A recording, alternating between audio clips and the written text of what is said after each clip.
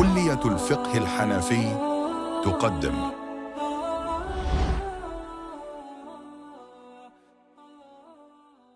بسم الله الرحمن الرحيم. الحمد لله وحده، والصلاة والسلام على من لا نبي بعده. سبحانك لا علم لنا إلا ما علمتنا إنك أنت العليم الحكيم. رب اشرح لي صدري ويسر لي أمري واحلل عقدة من لساني يفقه قولي. اللهم انفعنا بما علمتنا وعلمنا ما ينفعنا ربنا زدنا علما. After praising Allah subhanahu wa ta'ala, the Almighty, we send salutations upon our beloved Rasulullah sallallahu alayhi wa sallam, and we make dua to Allah that He grants us the best of this world and hereafter, grants us beneficial knowledge and the ability to act upon this. Ameen ya Rabbal Alameen. So today we will be doing the Eid prayer. We will be going through the rulings regarding the Eid prayer. We will be discussing the Eid al-Fitr, which is the Eid after Ramadan on the 1st of Shawwal, and we'll be discussing rulings regarding that. And then we will also discuss specific rulings regarding the Eid al-Adha and the prayers, the differences between them, a few differences between them, when the prayer would start. We'll be going through all of that. And when a person is allowed to pray, we'll be discussing the takbir of tashriq, the takbirs that are done, the method of actually performing the Eid prayer we'll go through as well.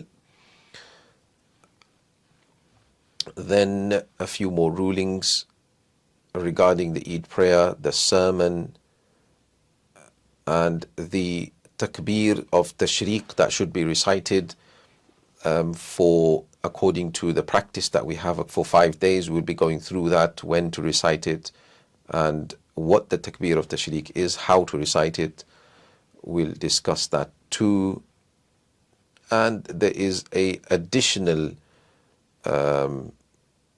part to the takbir, that if a person is a longer passage, so if a person wants to recite that too, I will go through the Arabic. You can pause it and listen to it and repeat it, and inshallah that is something that you can learn. And lastly, we'll also do the prayer of eclipse, the kusuf and khusuf, the solar eclipse and lunar eclipse. So we'll be doing all of these rulings. Inshallah, we should get that all done today.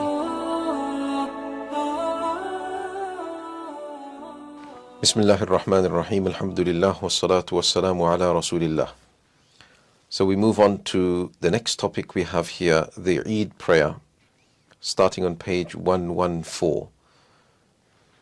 So the two Eid prayers are mandatory wajib on the one whom the Friday prayer is obligatory fardh on, with its same conditions except for the sermon, which is a sunnah for them, meaning for their Eid prayers. So their Eid prayer generally, in terms of its conditions, follows the same conditions as the Friday prayer, as we can see here. The only difference we see here is that the Friday prayer, it has a sermon, and this sermon is necessary, must be done. Without the sermon, there's a condition for the Jumu'ah. Without the sermon, the Friday prayer will not count as a Friday prayer. But the Eid prayer, the sermon is sunnah itself. Hence, obviously, if a person was not to do the sermon in their Eid prayer, the Eid prayer will still be valid. But one thing to understand, that once the sermon is being recited, the sermon is being done, then it is necessary for the people to listen. You can't, the same rulings apply as the Friday sermon in terms that whilst the sermon is taking place, you must remain silent, attentive, and everything else. So that's a different matter. But in terms of actually conducting the sermon of Eid prayer, it is sunnah. Moving on the day of Fitr, the 1st of Shawwal, it is recommended, meaning mustahab, to eat an odd number of dates or something else sweet. Perform the ghusl. These are all the things that a person is recommended mustahab to do. So firstly, you eat some dates or something sweet. That's the first thing that a person should eat when they wake up on the day of Fitr, the Eid of Fitr, meaning the day after Ramadan, that Eid. So perform the ghusl. That's another thing a person should do. It's not necessarily in order. You can do the ghusl first. Apply scent. Use the toothstick. Again, that's not necessarily in order. Using the toothstick, the siwak should be done earlier, maybe, whilst the ghusl is taking place, perhaps. Wear one's finest clothes. Wear your best clothes. It doesn't have to be new, but it should be, your best clothes that you feel. And pay the charity of the end of Ramadan, meaning the sadaqah al-fitr. So the sadaqah al-fitr a person should pay, and this is based on one's ability before leaving for the prayer area, the musalla. So generally, the sadaqah al-fitr in many countries is given beforehand. You can give it before the day of Eid so that it reaches the poor on the Eid day. The idea of the sadaqah al-fitr is that we fund the poorer people so they do not have to worry about their food or anything that day, because that's like a hosting from Allah. So we aid these people to have a good Eid, to have a day in which they can also enjoy the celebrations. So it should reach them before the day of Eid or on the day of Eid so they can enjoy that day of Eid of theirs. So that's the reason why it should be given before leaving for the prayer. Or whilst on journey, many countries they would have poor people. So whilst you have the poor people, you give them the sadaqatul fitr before you pray their Eid prayer. So that's the idea here.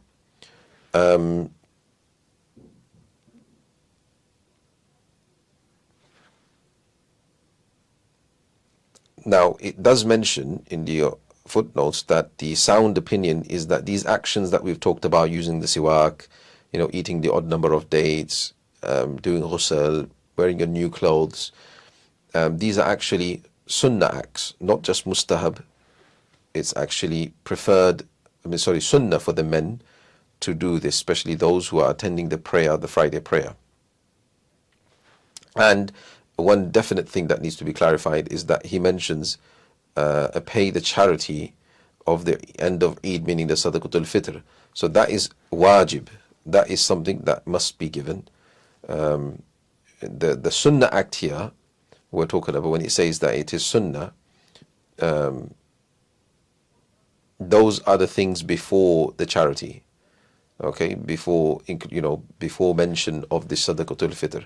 But the sadaqatul fitr itself, that is wajib.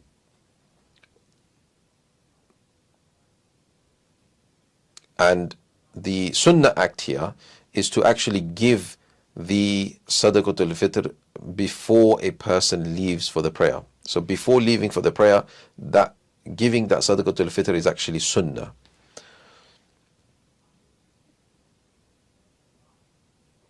So nowadays people give sadaqatul fitr when they get to the masjid, and there's a box there which mentions sadaqatul fitr. That is not sunnah. Okay, that is just fulfilling your obligation if you haven't done it yet. The mandatory wajib if you haven't done it yet. What you should have done is you should have given it before you left for the Eid prayer. So this is something that must be remembered. Now moving on, one should head out walking silently, reciting the takbirs until the beginning of the Eid prayer. So you head out to where the Salatul Eid is going to be performed, walking. That's the ideal. Obviously, if a person is living far away, they can come by any other mode of transport, no problem. But along the way, silently recite the takbirs. The takbirs, what they are, will come later, until the beginning of the Eid prayer. So until the Eid prayer starts, carry on reciting takbir.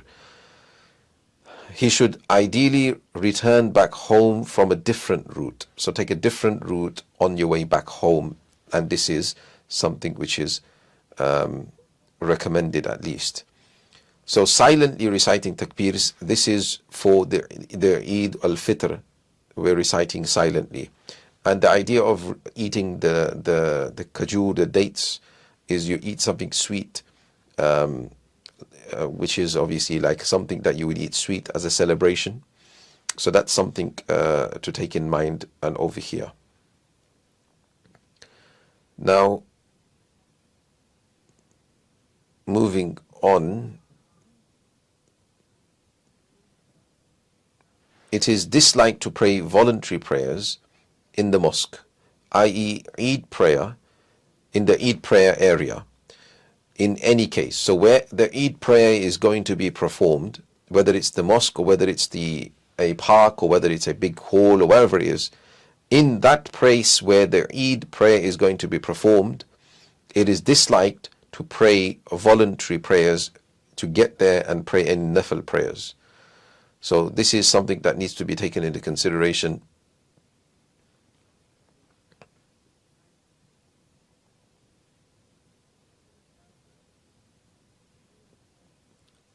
So it does say it is lightly disliked, is mildly disliked to do this, to perform the voluntary prayer at the place of where the prayer is going to be taking place before the Eid prayer takes place, as well as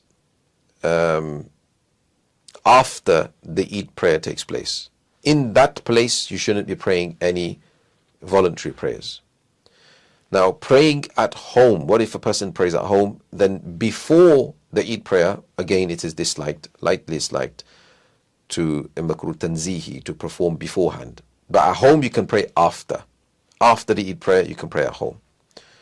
So, or rather, it is actually recommended to pray at home after the Eid prayer.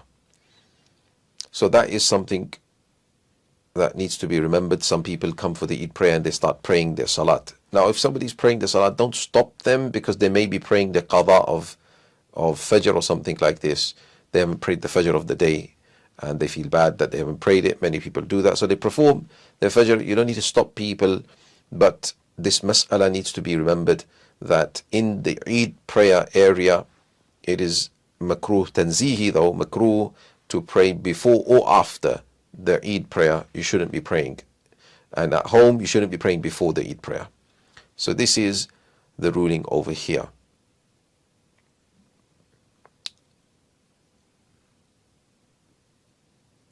Then it says its time starts after the sun. The time for the Eid prayer starts after the sun has risen 1 or 2 spears length above the horizon, namely after the time period in which prayers are disliked, until midday zawal. If there is a valid excuse, it may be delayed until the following day. So let's just understand firstly the first part of this, that the time of the Eid prayer starts when the sun has risen 1 or 2 spears length above the horizon. So what that means is, if I am standing on ground level at horizon, sea level you can say, or ground level where the horizon is, so I can see in the distance, I can see the horizon. So what I do is I get a spear, which generally would be the height of myself, averagely, roughly around the height of a person. So you get a stick, you can just get a stick, the height of yourself. So if you imagine this pen to be my stick, so you get the stick and you rest the stick on the ground. So if I'm resting the stick on the ground, the top of the stick, this top of the stick will be around about my eye level or just above my eye level, right? So if I'm holding the stick down in front of me, one arm away, I'm just extending my arm and I'm holding it down, resting it on the ground in front of me. Then I close one eye and I look at the top of the stick. When I'm looking at the top of the stick, the sun in the distance, when I look at the sun, the bottom part of the sun should be at the top of my stick. So the sun should be over here. I should see the sun over here. So what that means is the sun has now come above the horizon. This is the horizon, the bottom of the horizon, yes? So it's come above the horizon 1 spear's length. This is the spear's length. If we imagine this to be the spear's length, the spear is obviously going to be big, right? But you can understand that if this is the sea, the land level, the horizon level, the horizon, this is the top of the spear. So if I hold the spear out like this and I look, then that means the sun has come above the horizon 1 spear's length, or a bit higher than that. You can have 2 spears length as well. Obviously, if the spear is longer, then you're going to be looking a bit higher up. But the idea is that if you have this averagely 1 or 2 spears length above the horizon, that's when the prayer time starts. And that's generally before that time, whilst the sun was beneath. So if I'm looking in the distance and the sun is still over here, the sun is still underneath my spear. The sun has not come above the spear yet, on top of the spear, is beneath the spear yet, it's still rising, right? Still rising. So if it's like that, that means all this time is the prohibited time, the makruh time for prayer. A person should not be praying anything. And normally, outside of the Eid prayers, that's where when the sun gets to that level, around about 20 minutes, 15, 20 minutes after sunrise, that's when the ishraq time, that's when that prayer time starts, when a person performs prayers now. So that's why it says, namely after the time period in which prayers are disliked. Okay, so that's when the Eid prayer time starts, and it extends until midday zawal, meaning before dhuhr time, the midday, where you have a prohibited time again. So that's the Eid prayer time. Continuing on, so we said the next part of that is, if there is a valid excuse, it may be delayed until the following day. So if a person did not get to pray the Eid prayer during that time that we just talked about, once the sun has risen above the horizon 1 spear's length, up until the midday time, that time a person missed their Eid prayer, right? Not just an individual, by the way. It's talking about the Muslimun. It's talking about the general masses, the Muslims. They all in that area missed that Eid prayer. It could be, it has to be a valid reason why you missed it, though. Yeah, it has to be a valid reason. For example, last night there was a cloudy sky, so we didn't see the crescent. But then later on, some people came, travelers from outside of the city, and they had seen the crescent, and they testified that they saw the crescent because it was clear where they were. So now, by the time we get the news to everybody, and this happened in the time of Rasulullah sallallahu alaihi wasallam, so by the time we get the news to everybody, it's too late for people to gather. So then the next day, we will gather. We gather the next day, and that's what he's talking about here. You may delay until the following day, the same time. So the following day, from that same time, you can pray now the Eid prayer. Okay? And that's going to be allowed, but that's only, like I said, if the masses, if it was a Muslim country, the Imam, as such, the Imam would have even missed it. So the people have missed it because of a valid reason, or maybe there's war going on and we can't get out, or maybe there's a valid excuse. There's a valid reason as to why nobody can go out right now. There's a flood, big flood going on, or there's some other natural disaster that's happened today, and unfortunately people could not go out. So the next day, people will come out, everyone together will come out, and we would perform the Eid prayer. Obviously, if somebody, an individual missed it, they've missed it, it's done, it's finished. Okay, they can't repeat. You can't, for yourself, hold an Eid prayer on the next day. So that's that. Moving on, the way of performing the prayer is the following. So now, performance of the prayer, the method of the prayer. So it's very easy. If you remember, there are 6 additional takbirs to be done. There are 2 rakats of prayer. The Eid prayer is 2 rakats, and there are 6 additional takbirs to be done. 3 would be done in the first rak'ah, and 3 would be done in the second rak'ah. So now, to understand that, one makes the intention of performing the Eid prayer. So you make an intention like you perform any prayer. You make an intention just like you would perform any prayer. The follower makes the additional intention of being a follower. Obviously, just like you would do in any anytime when you're performing prayer behind the Imam. Then after the opening tahrima, after the opening takbir that a person does, both the Imam and congregation recite the opening supplication, thana, meaning you read the thana, right? Subhanakallahumma bihamdika wa tabarak ismuka wa ta'ala jadduka wa la ilaha ghayruk. So you first, you started off, you said Allahu Akbar, and that was the takbir al-tahrima, the opening takbir, and you folded your hands and you recited the thana. After the thana, the Imam will say Allahu Akbar. So after which they all pronounce 3 extra takbirs. So obviously following the Imam will say Allahu Akbar. He will raise his hands to the ears and he will release the hands to the side. So like that's 3 takbirs will be done. He will every time he says Allahu Akbar, raising the hands, the followers will also do raising of the hands and they will release the hands to the side. They will do this 3 times, raising their hands for each one. And these are the 3 additional takbirs that are done in the first rak'ah. Thereafter, you perform the salat as normal. So it says next the Imam says the ta'awudh, meaning A'udhu billahi minash shaitanir rajim, and the basmala, meaning Bismillahir Rahmanir Rahim. These are 2 silently that the Imam will recite, and then recites the Fatiha and a surah aloud. So he will recite Fatiha and surah like normally he prays normal salat. It is preferred for the surah to be Sabbih isma rabbikal a'la, meaning Suratul A'la. That's the preference given here. And he then bows, because obviously it's mentioned in the Sunnah. He then bows and finishes the rak'ah like normal. So he goes down into ruku, he finishes that rak'ah as normal. When he stands for the second rak'ah, he begins with the basmala, silently, he says Bismillahir Rahmanir Rahim silently, followed by the Fatiha and a surah, obviously followed by Fatiha and preferably Surah Ghashiyah, both recited aloud again like normal.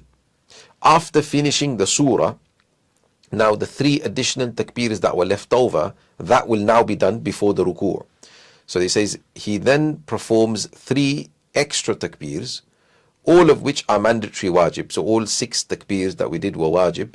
So now he will do the 3 extra takbirs. So you say Allahu Akbar, raising the hands to the ears, and he will release the hands, and he will do again 2 more times. So he will do a total of 3 times, and the followers will also follow him every time he says Allahu Akbar. They will follow him and release the hands to the side. Then in this second rakat, raising his hand for each one. So that's what he would do. Now there will be a 4th Allahu Akbar that the Imam will say, but that is just the Allahu Akbar to go into ruku'. So without raising the hands, without doing anything, you just say Allahu Akbar, go into ruku', and you finish that prayer as normal. So that's what will happen, that method of Eid prayer complete. So he says this method, the way that we just described, this method is more preferable than performing the extra takbirs of the second rak'ah before the recitation. So obviously some people, they perform the takbirs before the Fatiha in the second rakat, but that's not the preferred method. Our preferred method is to do it afterwards. Though it would be valid if an Imam was doing this and you were following an Imam, then it would be obviously you would follow that Imam. Likewise, if the Imam was doing extra takbirs, you would follow that Imam in doing how many takbirs it is, unless he goes beyond 16 in total, which generally people will not do. After the prayer, the Imam delivers 2 sermons in which he teaches the congregation the rules pertaining to the charity of the end of Ramadan, meaning Sadaqatul Fitr. So the Imam will teach the people the rules of Sadaqatul Fitr, and he will do 2 sermons talking about Ramadan and how to carry on after Ramadan. He will mention even probably the fasting in the month of Shawwal, the 6 days, and so on. So this is how the Eid prayer will be completed, specifically regarding Eid al-Fitr.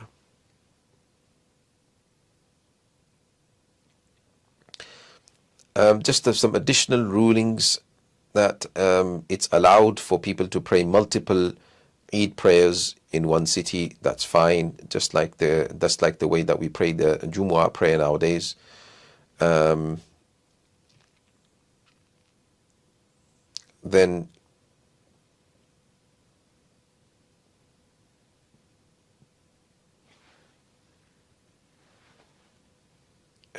I'm just making sure there's no other rulings left. So that is it. Now we move on to the rules of Adha, meaning Eid al-Adha, which is the 10th of Dhul Hijj, the Eid which is done during the days of Hajj. So the 10th of Dhul Hijj, the Eid al-Adha, the sacrifice, the Eid that we do during the days of sacrifice. So it says that the rules of Adha are similar to those of Fitr, meaning they're both the same in terms of rulings. The only difference is, it says, yet with the following exceptions. It says eating is delayed until after the prayer. So in the Eid al-Fitr, before you go to the prayer, you eat something sweet. But here, you delay the eating till after the prayer. The reason for this is this is the ideal, that you try to eat the first thing on the days of Adha. You try to eat the meat, the flesh of the sacrifice. So the sacrifice that a person has done, to eat that meat, cook it, eat it, that's the first thing you want to try to do. That sacrifice that you've offered for the sake of Allah, you're eating from that first. That's the idea for this. Obviously, many a times, for many people, it may not be possible. That's why it's fine. You can eat if you're hungry. You can eat beforehand, but just try to eat something savory rather than eating something sweet, to try to resemble the meat, although it's not going to be something necessary. So you can eat it whatever you wanted. This is just a recommendation. So that's the first exception. The second exception, it says the takbirs on the way to the prayer. So the takbirs on the way to the prayer, as well as at the prayer area, are said aloud. So that's the difference between Eid al-Fitr, you say silently. In Eid al-Adha, along the way, and when you get to the prayer area, you recite the takbirs loud. And the next difference, and the rules of the ritual sacrifice, udhiyah. So obviously, as well as the takbirs of the 3 days of Eid al-Adha are taught in the sermon. So in the sermon now, rather than teaching regarding the rules of Fitr, obviously, of Sadaqatul Fitr or anything, the rules of the udhiyah, the ritual sacrifice, and the rules of the takbirs that will be done in the subsequent prayers, these rulings would be taught in the sermon. So he says this Eid prayer may be delayed up to 3 days if there is a valid excuse. So that's another difference here, that in the Eid al-Fitr you could only have delayed it 1 day, but in the Eid of Adha it can be delayed up to 3 days. So this is allowed here. So on the 12th, midday of the 12th of Dhul Hijj, so on the 10th is the Eid, so 11th and 12th. So in total there are 3 days, 10th, 11th and 12th. These are the 3 days that a person can pray the Eid prayer.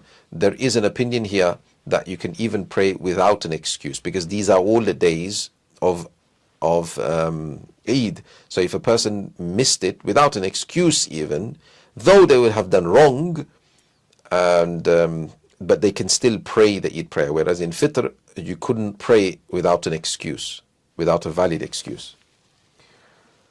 So that's that ruling.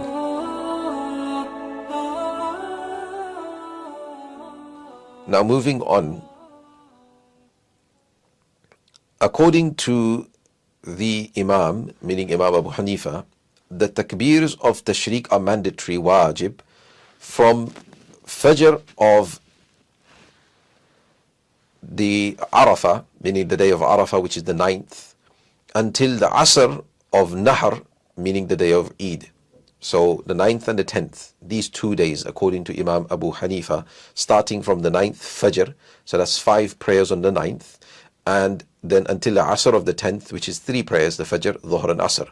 So in total you've got 8 prayers there, 5 on the first day and 3 on the second day. So a total of 8 prayers. This takbir of tashriq will be recited, and it's wajib to recite after each obligatory prayer, every fard prayer performed in a congregation. That's according to Imam Sahib, performed in a congregation that is not disliked. On both the Imam that is a resident, he has to be resident in the city, as well as his followers in each congregation. So if you are a traveler, then it's not on you. If you're not praying in a congregation, then it's not on you. That's according to Imam Abu Hanifa rahmatullahi alayhi. Likewise, if you're praying in a congregation which is disliked, okay, disliked because of other reasons, because you're repeating a prayer, for example, repeating a congregation. We've talked about dislikes before. So then again, it would not be on you. That's according to Imam Abu Hanifa rahmatullahi alayhi.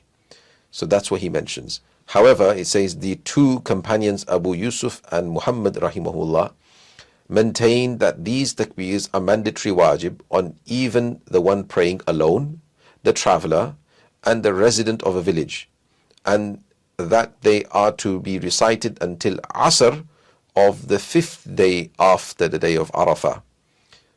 This is the opinion that is acted upon. The bihi yu'malu, he says, that is the one that is acted upon. So let's just talk about that in a little detail. So he says that so you start from the ninth, which is the same time that Imam Sahib says to start the Fajr. So there's the 9th that you do, and it's a total of 5 days. So the 9th, 10th, 11th, 12th, and the 13th. So until the 13th Asr. So 5 days in total. That's what the Sahibain, the two students of Imam Sahib, say, and that is the position of the fatwa.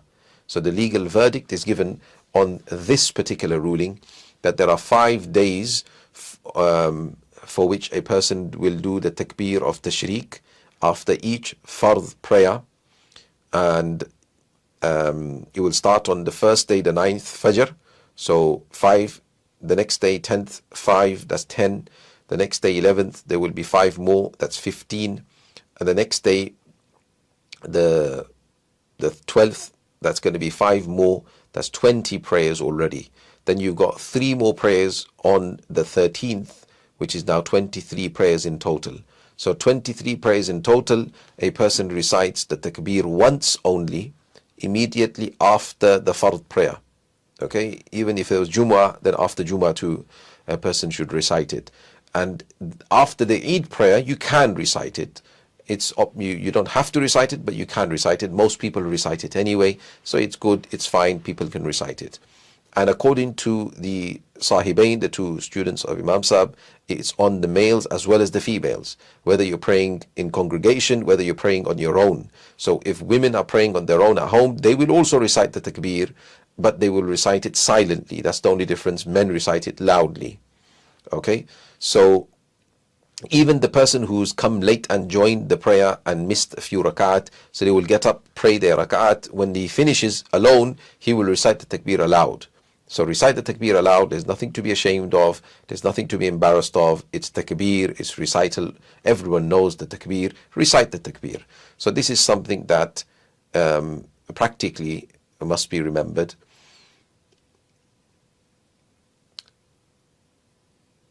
And hopefully this is all understood now. So this is the fatwa. This is what will be followed. The opinion of the two students of Imam Sahib. Moving on, there is no harm in reciting the takbirs after the Eid prayer itself. So I just explained that as well. After the Eid prayer itself, you can recite the takbir too. And says the takbirs of tashriq are to say. This is as follows. It gives you the translation. Allah is the greatest. Allah is the greatest. There is no deity except Allah. Indeed, Allah is the greatest. Allah is the greatest. For Allah is all praise. So you recite it in Arabic, learn it in Arabic and recite it in Arabic. Allahu Akbar, Allahu Akbar. La ilaha illallahu, Allahu Akbar, Allahu Akbar, walillahi alhamd. So again, I'll just recite it one more time. Allahu Akbar, Allahu Akbar. La ilaha illallahu, Allahu Akbar, Allahu Akbar, walillahi alhamd. So this is how the takbir of tashriq is recited, and it's recited only once. Like I said, some people like to repeat it 3 times, but that's not in our school. Our madhab mentions just to recite it once. So that's it. Then it says it is recommended to add. So there is a longer, to add this to the takbir of tashriq. So the takbir of tashriq would be recited first, and then you recite this too. So you say Allahu Akbar, Allahu Akbar, La ilaha illallah, Allahu Akbar, Allahu Akbar, walillahi alhamd. Then this added thing Allahu Akbar kabira. Okay, Allah is indeed the greatest. Allahu Akbar kabira, walhamdulillahi kathira, wa subhanallahi bukratan wa asila. La ilaha illallah, sadaqa wa'dah, wa nasara abdah, wa a'azza jundah, wa hazama al-ahzaba wahdah. La ilaha illallah, ولا نعبد إلا إياه مخلصين له الدين ولو كره الكافرون. اللهم صل على سيدنا محمد وعلى آل سيدنا محمد وعلى أصحاب سيدنا محمد وعلى أزواج سيدنا محمد وسلم تسليما كثيرا. So if you want to just repeat that, and that is the full there, what is giving you the big translation of that Allah is indeed the greatest, much praise for Him, much praises for Him, glory be to Him, which must, with much praise, morning and evening, bukrata wa asila. There is no deity except Him alone. He fulfilled His promise, sadaqa wa'dah, gave victory to His servant, and strengthened his soldiers, and he alone defeated the confederates. There is no deity except him. We worship none but him, practicing the religion solely for his sake, even if the disbelievers hate it. O Allah, send blessings upon our Master Muhammad sallallahu alaihi wasallam, and upon the family of our Master Muhammad, and upon the companions of our Master Muhammad, and upon the wives of our Master Muhammad sallallahu alaihi wasallam, and send abundant peace on them all. So this is the translation of that addition, that if a person wants to recite the addition as well, you can recite it looking at something too. That's no problem. Then lastly, it mentions imitating the pilgrims standing of the day of Arafat, or standing on the day of Arafat, is not an act of worship. So the pilgrims standing of the day of Arafat, that imitating that is not an act of worship. In fact, this is a bid'ah. This is a act of innovation. It should be people should stay away from it. Some people, they say that the pilgrims in the day of Arafat are standing there and they get forgiven, so I'm going to do the same. I'm going to stand over here. No, you do not do this imitation, because that is not something which is told to us. Now, just a few more rulings just to add here, that when it's mustahab, it is recommended, not wajib or anything, but just recommended, if a person should refrain from cutting their nails, especially a person that is going to be doing the ritual slaughter, they should refrain from cutting their nails and trimming any hairs in the first 10 days of Dhul Hijj, until their sacrifice is done. So until your sacrifice is done, your udhiyah is done, you should try to stay away from cutting the nails and things. But it's mustahab. So if a person's nails have got too long, or hair has become too long, then you can cut it. Ideally, you want to plan for this, so you want to cut just before the 10 days start, then you will be okay after that. So that's an additional ruling that many people ask about.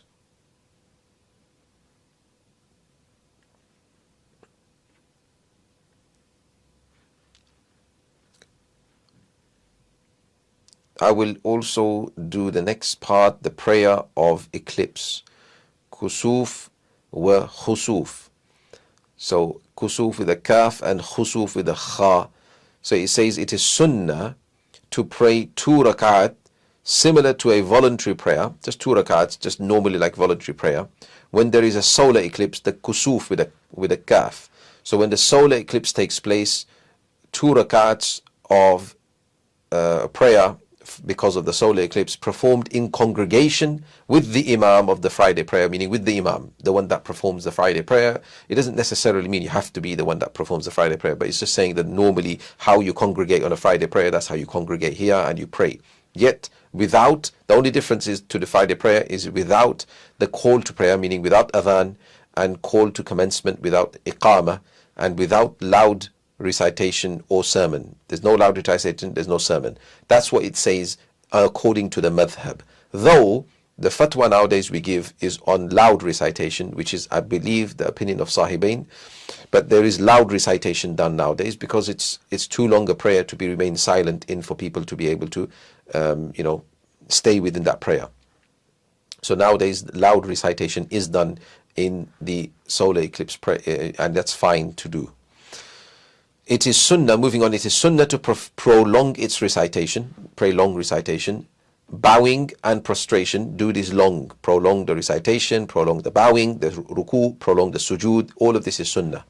Afterwards, the imam should make supplication, make dua. He may either sit facing the qibla like he was sit facing the qibla, or stand facing the congregation, the latter being preferred. The congregation should continue saying Ameen as he supplicates until the sun fully appears. So this is obviously, we're praying in a field and you can see the sun and it's appeared, then it's all okay. So you can stop the prayer now. So you remain in prayer, in worship, in dua, in doing good things, in reciting Quran, whilst the sun is eclipsed. And this is something which is recommended here. So that is that. Now, if the imam does not attend the prayer, they should pray separately, pray individually, as they should normally for a lunar eclipse, the khusuf with the kha. So the lunar eclipse, you pray individually, there's no congregational prayer. The darkness during the daytime, so if there is darkness during daytime, it suddenly becomes really dark, not because of an eclipse, just because of, too much cloud coverage or something, it becomes really dark during the daytime, or strong winds blow, strong winds, or any other catastrophe or terror, if there's flood, tsunami, or anything like that, you should try and pray 2 rakats, return to Allah. The idea is to make tawbah to Allah, ask Him for forgiveness, because the last thing you want is that this to be some sort of, wrath of Allah, display of Allah's anger, or anything like that. So this is the practice of Rasulullah Sallallahu Alaihi Wasallam. He would do this. He would turn to Allah in these occasions. So this is what we should do as well. Bismillahir Rahmanir Rahim. So now to summarize what we've done today, we went through the rulings of the Eid prayer. So firstly, we talked about how it is mandatory wajib to perform the Eid prayer upon somebody who the Friday prayer is, the Jumu'ah prayer is fard upon, with these same conditions, meaning a person has to be sane, a person has to be mature, male, and all of these other conditions that we went through. So upon these people, it will be wajib to perform the Eid prayer. So we went through that. We talked about the rulings of Eid al-Fitr, specifically certain sunnah actions to be done, where you eat some dates in odd number, either 1, 3, 5, like this. You eat some dates before going to the prayer. You do ghusl, apply perfume, use the miswak, the siwak. You wear your best clothes. These are all sunnah actions. And a wajib action is that you must give the sadaqatul fitr, and the sunnah aspect of that is that you give it before you leave for the prayer. Then we talked about how the takbir of tashriq, the takbir is recited along the route but silently, along the route to the Eid prayer. And you pray all the way up until the Eid prayer starts. Once the Eid prayer starts, no more recital of the takbir in the Eid al-Fitr. Then we talked about how it's disliked to pray any voluntary prayers, any nafil prayers, in the place where the Eid prayer will be going on, even before the Eid prayer and even after the Eid prayer. Though a person can pray the voluntary prayers at home after the Eid prayer. But before the Eid prayer, even at home, it will be disliked, but lightly disliked. And then we talked about how when the time of Eid prayer starts, after the sun rises 1 spear's length above the horizon up until the midday time. And if with the excuse for Eid al-Fitr, you're allowed to delay it till the next day. That's if everyone misses it. And for the Eid al-Adha, you're allowed to pray up to the 12th, Zawal of the 12th. So in total 3 days. Then we talked about the method of Eid prayer. I'm sure everyone remembers that. And we talked about certain specific rulings of Eid al-Adha, some different things there where you're reciting the takbir out aloud, the takbir of tashriq on the way to the Eid prayer, and a few other differences. And then we talked about the takbir of tashriq will be read out loud after the fard prayers for 5 days, for a total of 23 prayers, starting on the 9th Fajr, finishing on the 13th Asr, so including Asr. And it always finishes at Asr because obviously the day, Shar'i day finishes at Asr, Maghrib starts the new day because it's the night, okay? So the next day would start.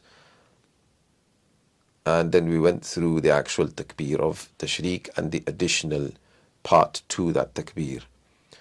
And then we talked about the prayer of eclipse, the kusuf and khusuf. So you got the kusuf prayer, the kusuf prayer with a, which is the solar eclipse prayer, which is done in congregation. And it's just like the Jumu'ah prayer without khutbah or anything, but just like the Jumu'ah prayer, we pray aloud, pray in congregation. And, but the point is that you pray long prayer.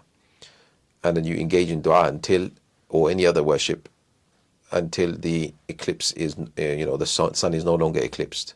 If the Imam is not leading, meaning if you don't have an Imam to lead you, then you can pray individually too. And like that, you can pray all the other lunar eclipse and any other prayer without the Imam too.